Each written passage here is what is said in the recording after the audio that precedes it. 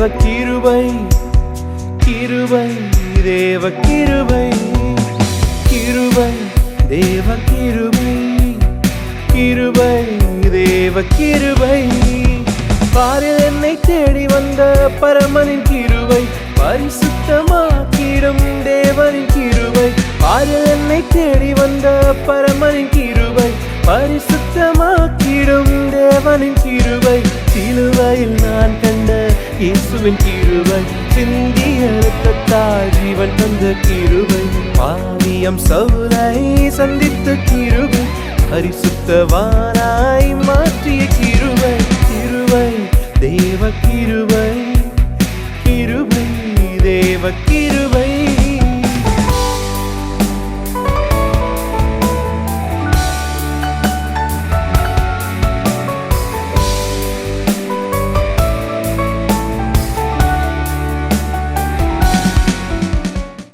கர்த்தரும் இரட்சகரும் ஆண்டவருமாய் இருக்கிற இயேசு கிறிஸ்துவின் நாமத்தினாலே உங்களுக்கு என்னுடைய அன்பின் வாழ்த்துக்கள். மறுபடியுமாக இந்த நிகழ்ச்சியின் மூலமாக உங்களை சந்திப்பதில் நான் கர்த்தருக்குள் மகிழ்ச்சி அடைகிறேன். இந்த நிகழ்ச்சி அநேகருக்கு பிரயோஜனமாக இருக்கிறது, ஆறுதலாக ஆசீர்வாதமாக இருக்கிறது என்று அநேகர் சொல்லுவதை கேட்டு கர்த்தரை நான் இருதயத்தின் ஆழத்தில் இருந்து ஸ்தோத்தரிக்கிறேன். உங்கள் எல்லாருடைய ஜெபம் நம்முடைய ஊழியத்தை தாங்குகிறது. நீங்கள் தொடர்ந்து எனக்காக ஊழியங்களுக்காக ஜெபித்து வருகிறீர்கள். ஜெபிக்கிற உங்களுக்கு இயேசுவின் நாமத்தில் நன்றி. நானும் உங்களுக்காக ஜெபிக்கிறேன். நாம் இணைந்து ஜெபிப்போம். தேவன் பலத்த காரியங்களை செய்வாராக. நம்முடைய தேசம் இயேசுவை அறிந்து கொள்ளட்டும். அநேகர் கட்டுகளிலும் வியாதிகளிலும் இருக்கிறார்கள். இயேசு கிறிஸ்து தருகிற மேலான விடுதலையையும் சுகத்தையும் ஆசீர்வாதத்தையும் அந்த ஜனங்கள் பெற்றுக்கொள்ளும்படி நாம் எல்லாரும் இணைந்து ஜெபிக்க வேண்டியது, செயல்பட வேண்டியது அவசியமாக இருக்கிறது. எனவே நாம் இணைந்து ஜெபிப்போம். கர்த்தர் பெரிய காரியங்களை செய்வாராக. இன்றைய செய்திக்கு ஆதாரமாக ஏசாயா தீர்க்கதரிசியின் புஸ்தகம் 9வது அதிகாரம் 6வது வசனத்தை நாம் எடுத்துக்கொள்ள போகிறோம். ஏசாயா 9:6. நமக்கொரு பாலகன் பிறந்தார், நமக்கொரு குமாரன் கொடுக்கப்பட்டார், கர்த்தத்துவம் அவர் தோளின் மேல் இருக்கும் என்று அந்த வசனம் போகிறது. அந்த வசனத்தில் பார்த்தால் நம்முடைய ஆண்டவராகிய இயேசு கிறிஸ்துவின் பிறப்பை குறித்து சொல்லப்பட்ட வசனம் அந்த வசனம். அதில் நம்முடைய ஆண்டவராகிய இயேசு கிறிஸ்துவுக்கு 5 நாமங்கள் கொடுக்கப்பட்டிருக்கிறது. அதாவது 5 பெயர்கள் இயேசு கிறிஸ்துவுக்கு கொடுக்கப்பட்டிருக்கிறது. அதிலே ஒரு பெயர் அவர் வல்லமையுள்ள தேவன் என்பதாக வேதம் சொல்லுகிறது. இயேசு கிறிஸ்து அவர் வல்லமையுள்ள தேவனாக இருக்கிறார் என்று வேதம் காண்பிக்கிறது. இயேசு கிறிஸ்து என்று சொன்ன உடனே இன்றைக்கு பலருடைய இருதயத்திலே தோன்றுகிற ஒரு உருவம் என்னவென்றால், சிலுவை மரத்திலே ஒருவர் தலையை சாய்த்தபடி அடி வயிறெல்லாம் ஒட்டி கொண்டவரை போல பரிதாபமாக அவர் தொங்குவதாக அநேகருடைய இருதயத்திலே ஒரு பிம்பம் வரலாம். இல்லாவிட்டால் ஒரு ஆட்டுக்குட்டியை கையிலே வைத்திருப்பது போல, பரம சாதுவை போல ஒரு உருவம் அநேகருடைய இருதயத்திலே தோன்றலாம். ஆனால் வேதம் இயேசுவை குறித்து கூறும்போது அவர் வல்லமையுள்ள தேவன் என்பதாக வேதம் கூறுகிறது. நீங்கள் புதிய ஏற்பாட்டை முழுவதும் நீங்கள் வாசித்து பாருங்கள். 4 சுவிசேஷங்களை நீங்கள் திரும்ப திரும்ப நீங்கள் வாசித்து பாருங்கள். மத்தேயு, மார்க்கு, லூக்கா, யோவான், அந்த 4 சுவிசேஷ புத்தகங்களையும் நாம் ஆழமாக கருத்தாக வாசித்து பார்த்தால் இயேசு கிறிஸ்து எத்தனை வல்லமை உடையவர் என்பதை அந்த சுவிசேஷங்கள் நமக்கு காண்பிக்கிறது. அவர் தன்னுடைய வல்லமையை எவ்வாறு வெளிப்படுத்தி ஜனங்களை சுகமாக்கினார், விடுதலையாக்கினார் என்பதையெல்லாம் அந்த சுவிசேஷ புத்தகங்கள் நமக்கு மிக தெளிவாக காண்பிக்கிறது. எனக்கு அருமையான தேவனுடைய பிள்ளைகளை, நாம் ஆராதித்து கொண்டிருக்கிற இயேசு கிறிஸ்து வல்லமையுள்ள தேவன் என்பதை நாம் அறிந்து கொள்ள வேண்டும். புதிய ஏற்பாட்டிலே பரிசுத்த மார்க்கு எழுதின சுவிசேஷத்திலே 5வது அதிகாரத்திற்கு உங்களுடைய வேதத்தை நீங்கள் திருப்பிக் கொள்ளுங்கள். பரிசுத்த மார்க்கு எழுதின சுவிசேஷம் 5வது அதிகாரத்திலே ஒரு சம்பவம் எழுதப்பட்டிருக்கிறது. அது என்ன சம்பவம்? லேகியோன் என்னும் பெயர் கொண்ட பிசாசுகளை பிடித்திருந்த ஒரு மனிதனை நம்முடைய ஆண்டவராகிய இயேசு சுகமாக்கின ஒரு சம்பவம். அந்த அசுத்த ஆவியின் வல்லமையை நின்று அவனை விடுதலையாக்கி அவனுக்கு நல்ல ஒரு சுகத்தை கொடுத்து அவனை ஆசீர்வதித்த சம்பவம் அந்த 5வது அதிகாரத்திலே எழுதப்பட்டிருக்கிறது. எனக்கு அருமையானவர்களே, மார்க் எழுதின சுவிசேஷம் 5வது அதிகாரம் 3வது வசனத்தை நாம் வாசித்து பார்க்கும்போது இந்த அசுத்த ஆவியை பிடித்திருக்கிற மனுஷனுடைய காரியங்களிலே ஒரு காரியம் அங்கு எழுதப்பட்டிருக்கிறது. என்ன தெரியுமா? அவனுடைய குடியிருப்பு கல்லறைகளிலே இருந்தது. அந்த அசுத்த ஆவியினாலே பீடிக்கப்பட்டிருந்தவன், தேவனுடைய ஆவியை இல்லாமல் இருந்தவன், இயேசு கிறிஸ்துவை உடையவனாக வாழாமல் இருந்த அவனுடைய குடியிருப்பு கல்லறைகளிலே இருந்தது என்று எழுதப்பட்டிருக்கிறது. கல்லறைகள் நிறைந்த இடத்திலே அவன் வாசமாயிருந்தான் என்று எழுதப்பட்டிருக்கிறது. கல்லறையிலே யார் இருப்பார்கள்? கல்லறைக்குள்ளாக யார் இருப்பார்கள்? மரித்தவர்கள் கல்லறைக்குள்ளாக இருப்பார்கள். ஜீவனோடு இருக்கிறவர்கள் கல்லறைக்குள்ளாக இருக்க மாட்டார்கள். கல்லறைகளை நாம் தோண்டி பார்த்தால் மரித்தவர்களுடைய சடலங்களை நாம் காண முடியும். மரித்து போனவர்களுடைய எலும்பு கூடுகளை நாம் காண முடியும். எனக்கு அருமையானவர்களே, அப்படி அவனுடைய குடியிருப்பு மரித்தவர்களோடு கூட இருந்தது. எபேசியர் 5வது அதிகாரம் 14வது வசனத்தை நாம் வாசிக்க கேட்கலாம். எபேசியர் 5வது அதிகாரம் 14வது வசனத்தை நாம் வாசித்து பார்க்கும்போது, தூங்குகிற நீ மரித்தோரை விட்டு எழுந்திரு, அப்பொழுது கிறிஸ்து உன்னை பிரகாசிப்பிப்பார் என்று அந்த வேத வசனம் சொல்லுகிறது. இங்கு வேதம் கூறுகிறது, தூங்கிக் கொண்டிருக்கிற நீ மரித்தோரை விட்டு எழுந்திரு என்பதாக வேதம் கூறுகிறது. பரிசுத்த மத்தேயு எழுதின சுவிசேஷம் 8வது அதிகாரம் 22வது வசனத்தை நாம் வாசித்து பார்க்கும்போது ஆண்டவராகிய இயேசு கிறிஸ்து அங்கு ஒரு காரியத்தை சொல்லி இருக்கிறார்.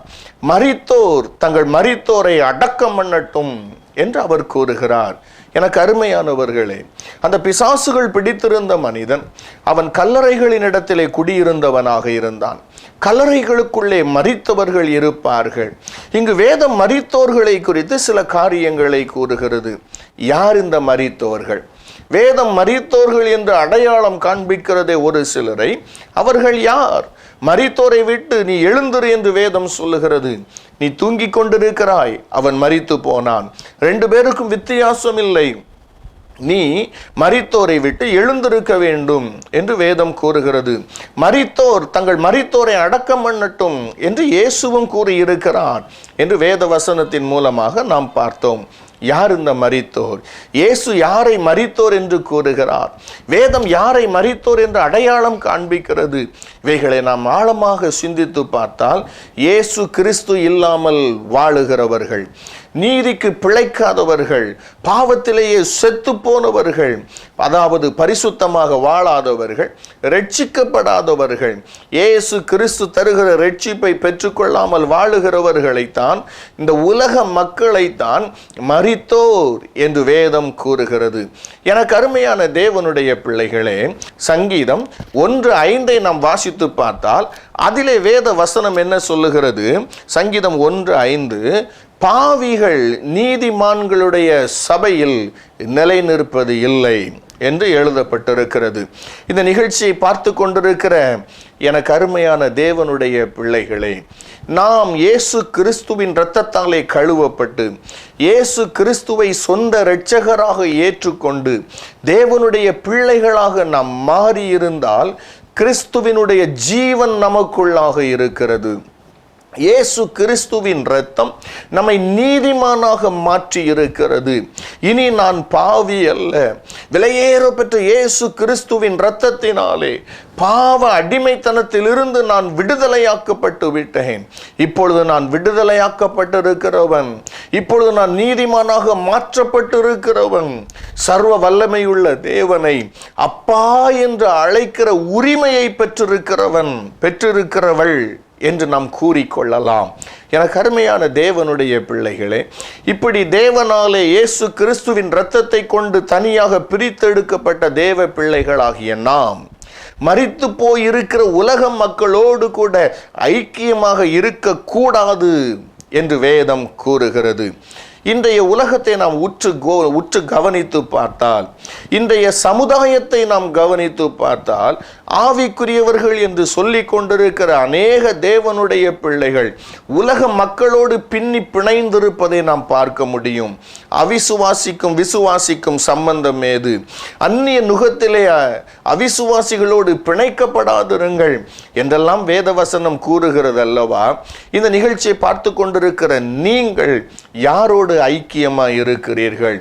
இயேசு இல்லாமல் வாழ்ந்த, நல்ல இருதயத்தோடு வாழ முடியாமல் அசுத்த ஆவியினாலே நிரப்பப்பட்டிருந்த அந்த மனிதனுடைய குடியிருப்பு தான் கல்லறையின் இடத்திலே இருந்தது.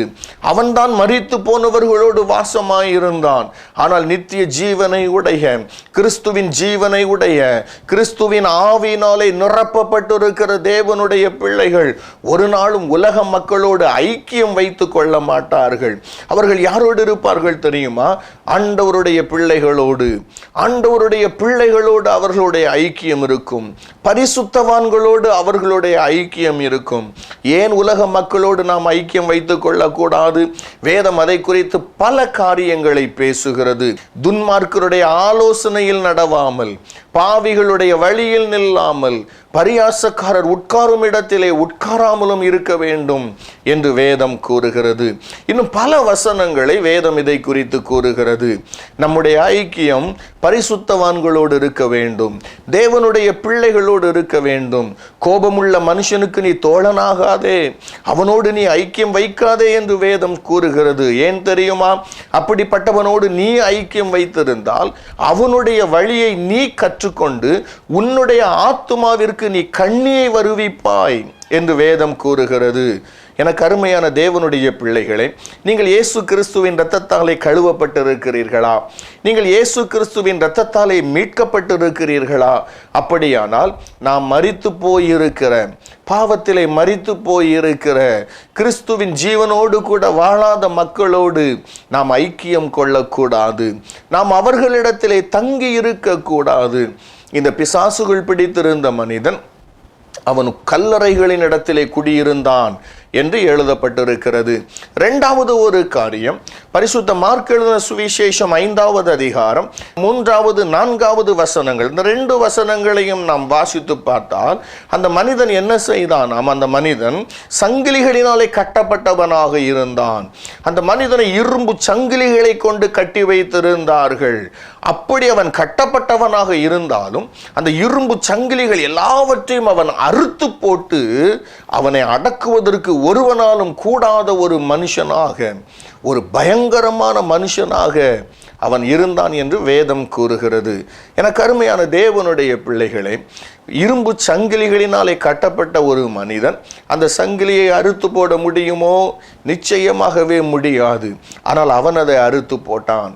அந்த பக்கம் ஒருவரும் கடந்து செல்ல மாட்டார்கள். அவனை ஒருவனாலும் அடக்க முடியாத ஒரு வாழ்க்கை அவன் வாழ்ந்து கொண்டு வந்தான் என்று எழுதப்பட்டிருக்கிறது. இது எதற்கு அடையாளம் தெரியுமா? அவனுக்கு கீழ்ப்படிதல் இல்லை, அவனுக்கு ஒழுக்கம் இல்லை, இணங்கி போகிற ஒரு வாழ்க்கை அவனுடைய வாழ்க்கையிலே இல்லை. எனக்கு அருமையான தேவனுடைய பிள்ளைகளே, கீழ்ப்படியாமை யாருடைய குணம் தெரியுமா? அது சாத்தானுடைய குணம். ஒழுக்கமின்மை யாருடைய குணம் தெரியுமா? அதுவும் சாத்தானுடைய குணம். ஆனால் நம்முடைய இயேசு கீழ்ப்படிதலை கற்றுக் கொடுக்கிறவர். அவர் சிலுவையின் மரண பரியந்தம் அவர் தேவனுக்கு கீழ்ப்படிந்திருந்தார் என்று எழுதப்பட்டிருக்கிறது. இன்றைக்கு இந்த நிகழ்ச்சியை பார்த்து கொண்டிருக்கிற உங்களுக்கு கீழ்ப்படுகிற குணம் இருக்கிறதா? இல்லாவிட்டால் உங்களை யாராலும் அடக்க முடியாது என்று சொல்லப்படுகிற நிலைமையிலே நீங்கள் இருக்கிறீர்களா? பல குடும்பத்திலே அருமையான மனைவிமார்கள் இப்படிப்பட்ட நிலைமையில் இருக்கிறதை நாம் காண முடியும். அவர்கள் கணவனுக்கு கீழ்ப்படிவதே இல்லை, மாமியார் மாமனாருக்கு கீழ்ப்படிவதே இல்லை. பல கணவன்மார்கள் புலம்புவதுண்டு, ஐயா என்னுடைய மனைவியை அடக்க முடியாது, அவள் வாயை திறந்து விட்டால் அவ்வளவுதான், எனவே ஏதோ நான் வீட்டுக்கு போகிறேன் வருகிறேன், பிரச்சனை வரக்கூடாது, அவள் என்ன சொன்னாலும் நான் தலையாட்டி விட வேண்டும். இப்படித்தான் அநேகர் இருக்கிறார்கள். இன்னும் ஒரு சில கணவன்மார் தாய்மாருடைய விஷயங்கள் சற்று வித்தியாசமானது. அவர்களுக்கு கோபம் வந்துவிட்டால் போதும், மனைவி சொல்லுவதை காதிலே கேட்க மாட்டார்கள், பெரியவர்கள் சொல்லுவதை காதிலே கேட்க மாட்டார்கள். அவ்வளவு வெறி பிடித்தவர்கள் போல அவர்கள் பேசிக்கொண்டிருக்கிறதை பார்க்கலாம். இன்னும் ஒழுக்கமில்லாத காரியங்கள் இன்றைக்கு பிள்ளைகளுடைய வாழ்க்கையிலே, மனைவியினுடைய வாழ்க்கையிலே, கணவனுடைய வாழ்க்கையிலே ஒழுக்கம் இருக்கிறதா என்ற ஒரு கேள்வியை நாம் கேட்டு பார்த்தால் பலருடைய வாழ்க்கையில் இந்த ஒழுக்கம் என்கிற வார்த்தைக்கும் அவர்கள் வாழ்க்கைக்கும் சம்பந்தமே இல்லாமல் வாழ்ந்து கொண்டிருக்கிறதை நாம் பார்க்க முடியும். காலையிலே எழுந்திருப்பது முதல் அவர்கள் வஸ்திரம் உடுத்துவதிலிருந்து, அவர்கள் ஆகாரம் புசிப்பதிலிருந்து, மற்றவர்களோடு பழகுகிற காரியத்தில், ஏன் வேதம் வாசிப்பதில், ஜெபிப்பதில், பிள்ளைகள் படிக்கிற காரியங்களிலே ஒரு ஒழுக்கம் இருக்கிறதா, ஒரு ஒழுங்கு இருக்கிறதா, ஒரு கிரமம் இருக்கிறதா என்ற ஒரு கேள்வியை கேட்டு பார்த்தால் நிச்சயமாகவே நமக்கு அதற்கு பதில் வந்துவிடும். எனக்கு அருமையான தேவனுடைய பிள்ளைகளே, இவைகள் சாத்தானுடைய குணங்கள். ஒழுக்கமில்லாமல் வாழுகிறவர்கள் நிச்சயமாக தேவனுடையவர்களாக இருக்க முடியாது. நாம் புதிய ஏற்பாட்டின் காலத்திலே சபைக்கு ஆவியானவர் சொல்லும்போது சகலமும் ஒழுங்கும் கிரமமாக செய்யப்பட வேண்டும் என்று வேதம் கூறுகிறது. நம்முடைய சரீரத்தை எடுத்துக் கொள்ளுங்கள். ஆண்டவர் எவ்வளவு நேர்த்தியாக நம்முடைய சரீரத்தை படைத்திருக்கிறார். தலை இருக்கிறது, கண் இருக்கிறது, மூக்கு இருக்கிறது, வாய் இருக்கிறது, கைகள் இருக்கிறது. அத்தனையும் இருக்க வேண்டிய இடத்திலே தேவன் வைத்து சகலத்தையும் ஒழுங்கும் கிரமமாக அவர் படைத்திருக்கிறார். கொஞ்சம் யோசித்து பாருங்கள். நம்முடைய கண்கள் இருக்க வேண்டிய இடத்திலே நம்முடைய வாய் இருந்து, நம்முடைய வாய் இருக்க வேண்டிய இடத்திலே நம்முடைய கண்கள் இருந்தால் எப்படி இருக்கும்? அப்படிப்பட்ட ஒரு உருவத்தை நம்மாலே பார்க்க முடியுமா? அந்த உருவத்தை பார்த்து நம்மாலே சகிக்க முடியுமா? அது நன்மையாக இருக்காது, அது நன்றாகவும் இருக்காது. என கருமையானவர்களே, தேவன் ஒழுங்கும் கிரமமாக எல்லாவற்றையும் செய்திருக்கிறார். அவரும் ஒழுக்கத்தோடு இருக்கிறார். எனவேதான் நம்மையும் அப்படி அவர் வாழ வேண்டும் என்று விரும்புகிறார். ஆனால் அந்த மனிதன் அப்படி அல்ல. அவனை அடக்குவதற்கு ஒருவரும் இல்லாதவனாக, இணைந்து போகிற சுபாவம் இல்லாதவனாக, எதை வைத்து அவனை கட்டினாலும் அறுத்து போட்டுவிட்டு தன்னுடைய விருப்பத்தின்படி அலைகிறவனாக இருந்தான். காரணம், அவனுக்குள்ளே வேத வசனம் இல்லை. அவனுடைய இருதயத்தை சாத்தான் நிரப்பி இருந்தான். அவனுடைய இருதயத்திற்குள்ளாக சாத்தான் உட்கார்ந்திருந்தான். தேவனுடைய ஆவியானவர் இருப்பதற்கும் பிசாசினுடைய ஆவி உள்ளே இருப்பதற்கும் என்ன வித்தியாசம் என்பதை நீங்கள் தெரிந்து கொண்டீர்கள் அல்லவா? கீழ்ப்படியாத பிள்ளைகள் சாத்தானுடைய ஆளுகைக்குள்ளாக இருக்கிறார்கள். இணங்கி போகாதவர்கள் சாத்தானுடைய வலையிலே விழுந்திருக்கிறார்கள். யார் யாருக்கு முரட்டு சுபாவம் இருக்கிறதோ, அடங்காதவர்களாக இருக்கிறார்களோ, அவர்களுக்குள் தேவனுடைய ஆவியானவர் இல்லை என்று நாம் எளிதில் கூறிவிட முடியும். எனக்கு அருமையானவர்களே, அவனுடைய வாழ்க்கை அப்படி இருந்தது. அவன் விலங்குகளினாலே, சங்கிலிகளினாலே கட்டப்பட்டவனாக இருந்தும் அவைகளை அவன் அறுத்து எறிந்து அவன் தன்னிச்சையாக தன்னுடைய மனம் போல ஓடுகிறவனாக அவன் இருந்தான் என்று எழுதப்பட்டிருக்கிறது. மூன்றாவது அவனுடைய குணம் ஒன்று இருக்கிறது. பரிசுத்த மார்க்கு எழுதின சுவிசேஷம் 5வது அதிகாரம் 15வது வசனத்தை நாம் வாசித்து பார்த்தால், அவன் இயேசுவை தொடர்ந்து போய் வஸ்திரம் தரித்தவனாக அவன் அமர்ந்திருந்தான் என்று எழுதப்பட்டிருக்கிறது. அவனுக்குள்ளாக இருந்த பிசாசுகள் அவனை விட்டு வெளியே போனதற்கு பின்பு அவன் வஸ்திரம் தரித்தவனாக அமர்ந்திருந்தான். அப்படியானால் அந்த பிசாசுகள் அவனுக்குள் இருக்கிற வரைக்கும் அவன் நிர்வாணமாக இருந்தான். அவன் வஸ்திரம் தரியாதவனாக, அவன் வஸ்திரம் தரிக்க முடியாதவனாக அவன் இருந்தான் என்று எழுதப்பட்டிருக்கிறது. என்ன வஸ்திரம் தெரியுமா? இரட்சிப்பின் வஸ்திரம், நீதி என்னும் சால்வை. இயேசு நமக்காக கல்வாரி சிலுவையிலே தன்னுடைய ஜீவனை பலியாக கொடுத்து தன்னுடைய சரீரத்துள்ள இரத்தத்தை எல்லாம் சிந்தி கிருபையாக இலவசமாக நமக்கு சம்பாதித்து கொடுத்த அந்த இரட்சிப்பின் வஸ்திரம், அது இல்லாமல் அவன் இருந்தான். காரணம், அவனுக்குள்ளாக சாத்தானுடைய ஆளுகை இருந்தது. பொல்லாத சாத்தான் அவனை நிரப்பி இருந்தான். பொல்லாத சாத்தான் அவனை ஆளுகை செய்து கொண்டிருந்தான். அவன் தேவனுக்கு தூரமானவனாக இருந்தான். அப்படிப்பட்ட மனிதனை இயேசு தன்னுடைய வல்லமையினாலே விடுதலை ஆக்கினார், தன்னுடைய வார்த்தையினாலே விடுதலை ஆக்கினார். நீ இவனை விட்டு புறப்பட்டு போ என்று அசுத்த ஆவிக்கு கட்டளை கொடுத்தார். அவ்வளவுதான். அந்த அசுத்த ஆவிகள் அத்தனையும் அவனை விட்டு வெளியே புறப்பட்டு போனது. தேவனுடைய வல்லமை இயேசு கிறிஸ்துவினிடத்திலிருந்து வெளிப்பட்டது. அந்த மனிதனை சுகமாக்கிற்று, அந்த மனிதனை விடுதலை ஆக்கிற்று. அவன் சாதுவாக மாறி போனான். நல்ல அமைதல் உள்ளவனாக, சாந்தமுள்ளவனாக அவன் மாறி போனான். அவன் வஸ்திரம் தரித்து புத்தி தெளிந்து அமர்ந்திருக்கிறதை கண்டு எல்லாரும் பயந்தார்கள் என்று எழுதப்பட்டிருக்கிறது. என்னை பார்த்து கொண்டிருக்கிற எனக்கு அருமையான சகோதரனே, சகோதரியே, உங்களுடைய வாழ்க்கை எப்படி இருக்கிறது? உலக மக்களுக்குள்ளாக நீங்கள் சிக்கி கொண்டிருக்கிறீர்களோ? உலக மக்களோடு கூட நீங்கள் ஐக்கியம் வைத்திருக்கிறீர்களோ? ஐயா, அவர்களுடைய ஐக்கியத்தை எல்லாம் விட்டு நான் பரிசுத்த ஐக்கியத்திற்கு வர வேண்டும் என்று விரும்புகிறேன். ஆனால் என்னாலே வர முடியவில்லை. என்னுடைய நண்பர்கள் என்னை பிடித்துக் கொள்ளுகிறார்கள், என்னுடைய தோழிகள் என்னை பிடித்துக் கொள்ளுகிறார்கள். இந்த உலகம் என்னை விடமாட்டேன் என்கிறது. என்னாலே அவர்களை உதறிவிட்டு வர முடியவில்லை. எனக்கு மிக நெருக்கமான உறவினர்கள் ஐயா, மிகுந்த பாவத்தில் இருப்பவர்கள், என்னாலே அவர்களை விட்டு வெளியே வர முடியவில்லை. என்னுடைய சூழ்நிலைகள் அப்படி இருக்கிறது. நான் அவர்களை விட்டு வெளியே வந்தால் என்னுடைய ஆகாரத்திற்கு, என்னுடைய பிழைப்பு வழி இல்லை. ஐயோ, என்னுடைய தோழியை விட்டு நான் வந்துவிட்டால் என்னாலே வாழ முடியாத ஒரு சூழ்நிலை. நான் படித்துக் கொண்டிருக்கிறேன், எனக்கு என்னுடைய தோழி தான் உதவி செய்து கொண்டிருக்கிறாள், என்னாலே அவளை விட்டு வெளியே வர முடியவில்லை. ஆனால் அவள் காதல் பண்ணுகிறவளாக, அவள் துன்மார்க்கமாய் வாழுகிறவளாக இருக்கிறாள். எனக்கும் ஆலயத்திற்கு வரும்போது, சபைக்கு வரும்போது, கூட்டங்களுக்கு செல்லும் போது, வேதத்தை வாசிக்கும் போது அந்த குறிப்பிட்ட தோழியோடு நான் சேரக்கூடாது என்று நான் நினைக்கிறேன். ஆனால் என்னுடைய சூழ்நிலை என்னை விடவில்லை. அவளிடத்திலிருந்து பிரிந்து என்னாலே வர முடியவில்லை என்று அங்கலாய்க்கிறாயோ தங்கச்சி? கர்த்தர் உன்னோடு தான் பேசிக் கொண்டிருக்கிறார். இயேசு கிறிஸ்துவின் வல்லமை உன்னை விடுதலையாக்க வல்லமையுள்ளதாக இருக்கிறது. அது போதுமானதாக இருக்கிறது. நீ ஆராதிக்கிற இயேசு கிறிஸ்து, நான் அறிவித்துக் கொண்டிருக்கிற இயேசு கிறிஸ்து வல்லமையுள்ள தேவன் என்பதை அறிந்து கொள். எந்த விதமான கட்டுகளுக்குள்ளாக நீங்கள் சிக்கி இருந்தாலும், உலக மக்களிடத்திலிருந்து நீங்கள் வெளியே வர முடியாத அளவுக்கு எந்த பெரிய கட்டுகள் உங்களை கட்டி வைத்திருந்தாலும், இன்றைக்கு தேவனுடைய வல்லமை உங்களை விடுதலையாக்க போகிறது. ஆண்டவர் சொல்லி இருக்கிறார் இல்லையா? குமாரன் உங்களை விடுதலையாக்கினால் மெய்யாகவே நீங்கள் விடுதலையாவீர்கள். உலக மக்களிடத்திலிருந்து இயேசு இன்றைக்கு உங்களை விடுதலையாக்கி நல்ல ஆவிக்குரிய ஐக்கியத்தை உங்களுக்கு தந்து உங்கள் வாழ்க்கையை அவர் ஆசீர்வதிக்க விரும்புகிறார்.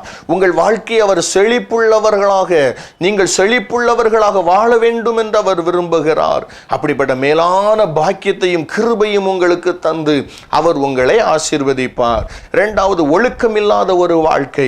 காலையிலே 5 மணிக்கு எழுந்து நான் ஜெபிக்க வேண்டும், வேதம் வாசிக்க வேண்டும், என்னுடைய வேலைகளை நானே செய்து கொள்ள வேண்டும், எல்லாவற்றிலும் நான் ஒழுக்கமுடையவனாக, ஒழுக்கமுடையவளாக நான் வாழ வேண்டும் என்று விரும்புகிறேன்.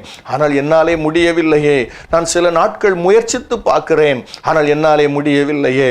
சில நாட்களிலே நான் முயன்று பார்க்கிறேன், நான் எவ்வளவோ பிரயாசப்பட்டு பார்க்கிறேன், ஆனால் என்னாலே முடியவில்லையே, தோற்று போகிறேன். ஆனால் பலருக்கு மத்தியிலே அதனாலே நான் அவமானப்பட வேண்டியதாக இருக்கிறது. ஒழுக்கமுள்ள வாழ்க்கை நான் வாழ விரும்புகிறேன், ஆனால் என்னாலே முடியவில்லை.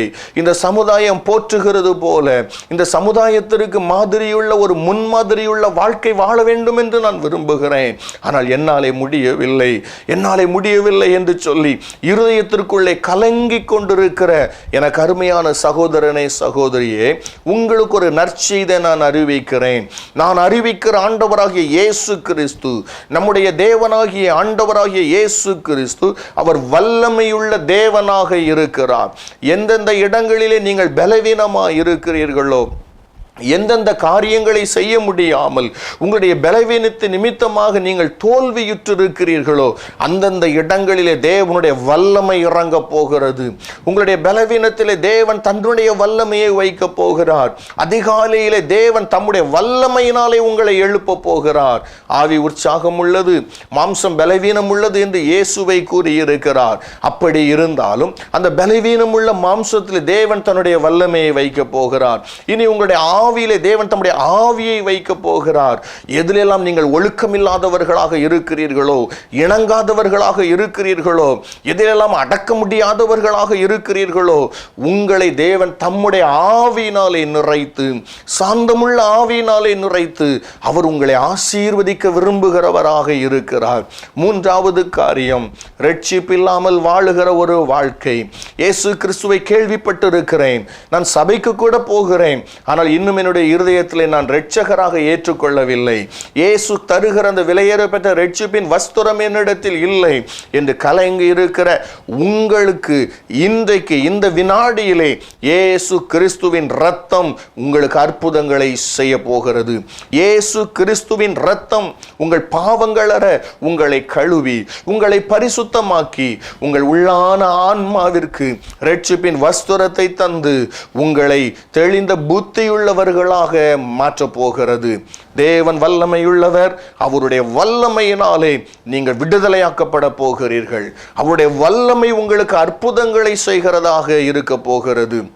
எனக்கு அருமையானவர்களே, தேவன் தம்முடைய வல்லமையினாலே உங்களுக்கு இவைகளை செய்ய வேண்டுமானால், இயேசு கிறிஸ்துவின் வல்லமை உங்களுக்கு புறப்பட்டு வர வேண்டுமானால், நீங்கள் செய்ய வேண்டிய ஒரே ஒரு காரியம், இருதயத்திலே வாஞ்சையோடு அதை நீங்கள் தேட வேண்டும். ஆண்டவரே, நான் உலக மக்களோடு நான் வாழ்ந்து கொண்டிருக்கிறேன், நான் அந்த உலக மக்களோடு ஐக்கியமாய் இருக்கிறதை விட்டு பரிசுத்தவான்களோடு ஐக்கியமாய் இருக்க விரும்புகிறேன். ஒரு பரிசுத்த ஐக்கியத்தை எனக்கு தாரும் ஆண்டவரே. நீங்கள் அதற்காக நீங்கள் ஆசைப்பட வேண்டும், அதற்காக ஜெபிக்க வேண்டும். இரண்டாவது, நான் முரட்டு சுபாவம் உள்ளவர்களாக நான் வாழ்ந்து வருகிறோம். ஆண்டவரே, நான் முரட்டு சுபாவம் உள்ளவனாக, முரட்டு சுபாவம் உள்ளவளாக, யாராலும் அடக்க முடியாதவனாக வாழ்ந்து வருகிறேன். எனக்கு இரங்கும், சாந்தமுள்ள ஆவியினாலே என்னை நிரப்பும். நீங்கள் வாஞ்சையோடு அவரிடத்திலே கேட்க வேண்டும். ரட்சிப்பின் வஸ்திரத்தை எனக்கு தாரும் ஆண்டவரே. நீங்கள் தாகத்தோடு கேட்டால் நிச்சயமாகவே அவர் உங்களுக்கு தருவார். அவர் உங்களை ஆசீர்வதிப்பார். நான் ஜெபிப்போமா? என்னோடு கூட சேர்ந்து நீங்கள் ஜெபம் பண்ணுவீர்களா? நாம் ஜெபிக்கலாம். எங்களை கிருபையாக நேசித்து வருகிற எங்கள் நல்ல அன்பின் ஆண்டவரே, இந்த நல்ல நேரத்திற்காக நாங்கள் உமக்கு நன்றி செலுத்துகிறோம். இன்றைக்கு உம்முடைய வார்த்தைகளை கவனமாய் கேட்டுக்கொண்டிருந்த உம்முடைய பிள்ளைகளுக்காக நான் ஜெபிக்கிறேன். ஏதோ ஒரு கட்டு உலக மக்களோடு அவர்களை இணைத்து வைத்திருக்கிறது. அவர்கள் வெளியே வர வேண்டும் என்று நினைக்கிறார்கள், ஆனாலும் அவர்களாலே முடியவில்லை. ஆனால் நீரோ வல்லமையுள்ள தேவன், உம்முடைய வல்லமையை அனுப்புகிற தேவன்.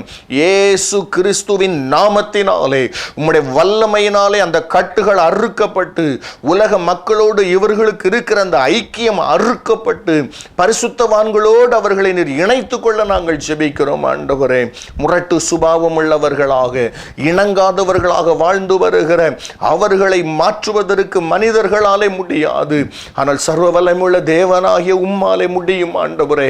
உம்முடைய வல்லமை இயேசு கிறிஸ்துவின் நாமத்தினாலே இப்பொழுது அவர்கள் மேலே இறங்கி வருவதாக. அந்த பொல்லாத இருதயம் இயேசுவின் நாமத்தினாலே அவர்களிடத்திலிருந்து எடுக்கப்பட்டு ஆண்டவரே உம்முடைய இருதயத்தை அவர்களுக்கு தருவீராக. அந்த முரட்டுத்தனமான ஆவி இயேசுவின் நாமத்தினாலே எடுக்கப்பட்டு சாந்தமுள்ள ஆவியினாலே அவர்களை அலங்கரிப்பீராக.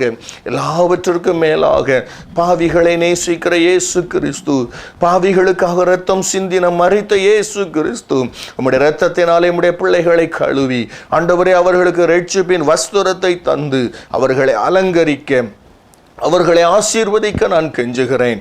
ஆண்டவரே, உம்முடைய பிள்ளைகள் உம்முடைய வல்லமையை அனுபவிக்கட்டும். உம்முடைய பிள்ளைகள் உம்முடைய வல்லமையை உணரட்டும். உம்முடைய வல்லமையினாலே வருகிற ஆசீர்வாதங்களை உம்முடைய பிள்ளைகள் பெற்றுக்கொள்ளட்டும். தேவனுடைய ஊழியக்காரனாகிய நானும் இயேசு கிறிஸ்துவின் நாமத்தினாலே இந்த நிகழ்ச்சியை பார்க்கிற ஒவ்வொருவரையும் நான் ஆசீர்வதிக்கிறேன் ஆண்டவரே. கர்த்தருடைய ஆசீர்வாதம் அவர்களுக்கு உண்டாவதாக. எந்தெந்த இடங்களிலே விடுதலையும் சுகமும் அவர்களுக்கு தேவையோ இயேசுவின் நாமத்தில் அவர்களுக்கு உண்டாவதாக. கர்த்தர்களை ஆசீர்வதியும், பெரிய காரியங்களை செய்யும், நன்மையினாலே அவர்களை திருப்தியாக்கும். இயேசுவின் நாமத்தில் பிதாவே, ஆமென். பிரியமானவர்களே, கர்த்தர் உங்களை ஆசீர்வதித்திருக்கிறார். அவர் உங்களை விடுதலையாக்கி இருக்கிறார். விடுதலையோடு வாழுங்கள். கர்த்தர் உங்களை ஆசீர்வதிப்பார். God bless you. God bless you. பாவம் பார பரிசுத்த தேவனின் கிருபை, பாசம் காட்டி அணைத்திட்ட அன்பரின் கிருபை. பாவம் பார பரிசுத்த தேவனின் கிருபை, பாசம் காட்டி அணைத்திட்ட அன்பரின் கிருபை. காலைதோறும் பொழுந்திடும் புது புது கிருபை கண்மலை மேல் என்னை நிறுத்திடும் கிருபை கண்ணீர் கவலை நீக்கிடும் கிருபை கரம் பிடித்தென்னை என்றும் நடத்திடும் கிருபை கிருபை தேவ கிருபை கிருபை தேவ கிருபை